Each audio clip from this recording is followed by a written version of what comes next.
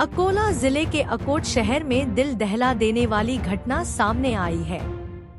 राजस्थान चौक से अगवा किए गए 9 साल के दर्शन वैभव पलास्कर की हत्या कर दी गई और उसका शव जंगल में फेंक दिया गया। पुलिस ने मृतक के सौतेले पिता आकाश कन्हरकर और उसके साथी को गिरफ्तार कर लिया है। दरअसल दर्शन 2 जुलाई की शाम से लापता था। मां की शिकायत के बाद सीसीटीवी फुटेज की मदद से पुलिस को सुराग मिला। आरोपी दर्शन को बाइक पर ले जाते दिखे। पुलिस और ग्रामीणों ने मिलकर 10 घंटे के तलाशी अभियान के बाद शव बरामद किया।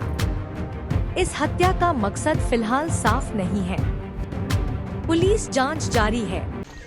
काल रात्री 8:30 वाजताच्या सुमारास एक महिला अकोट शहर पोलीस स्टेशनला येऊन तशी तक्रार दिली की तिच्या 9 वर्षाचा मुलगा जे आहे ते मिसिंग झालेला आहे। ही माहिती मिळतानाच अकोट शहर पोलीस स्टेशनची टीम त्यांचे अधिकारी अंमलदार आणि त्यांचे नेतृत्व करणारे आपले ठाणेदार अकोट शहरचे त्यांनी त्याचे शोध लावण्याचे काम चालू केला।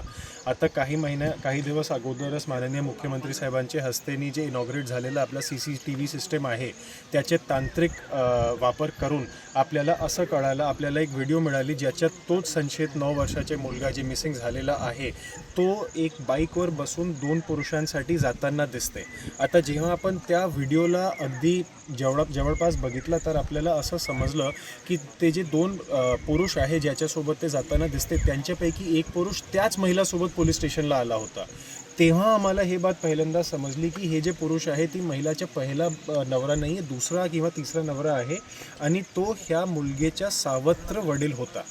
जसंच आम्हाला ही माहिती समजली की तेच ह्यांना घेऊन गेलेलं आहे, आम्हाला म्हणजे आपले अनुभवी पोलीस अधिकारी असल्याने आपल्याला समजून जाते की ह्याच्यात काही ना काही मोठा प्रकरण असण्याची शक्यता असते। तेव्हा मी सुद्धा पोलीस स्टेशनला दाखल झालो रात्री 12 वाजताच्या सुमारास आणि तेव्हापासून ह्या गुन्ह्याचा तपास अधिकारी म्हणून मी स्वतःहून घेतला।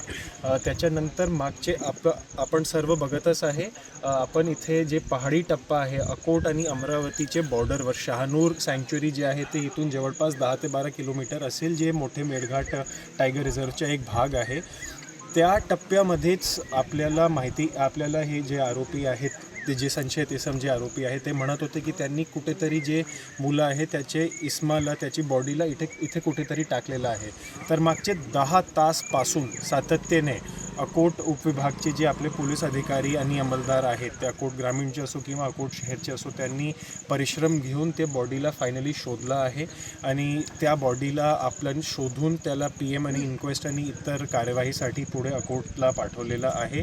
हे अत्यंत दुःखदायक घटना आहे, परंतु ह्याच्यात आपले पोलीस टीमनी जे परिश्रम घेतलेला आहे त्याच्या मागे एकच कारण आहे की आम्हाला सर्वांना त्या 9 वर्षाचे मुलासाठी इन्साफ पाहिजे आणि आम्हाला ते न्याय पाहिजे आणि आपली हाच धारणा राहते, आपला हाच हेतू राहते की आपण लवकरात लवकर 10 ते 12 पुढचे 1 किंवा 2 आज किंवा उद्या जास्तीत जास्त करून आपण ह्याची चार्जशीट दाखल करण्याचा प्रयत्न करू।